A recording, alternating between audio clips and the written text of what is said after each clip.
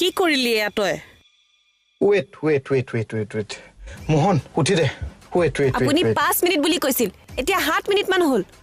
কেতিয়াবা সাৰ্ভাৰ ডাউন থাকে যে ঐ চৰ লাগে তোক প্লিজ ৱেট কৰকচোন অকণমান সময় ৱেট কৰকচোন ল'ৰা যদি কিবা হ'বলৈ হয় নহয় চাবি তই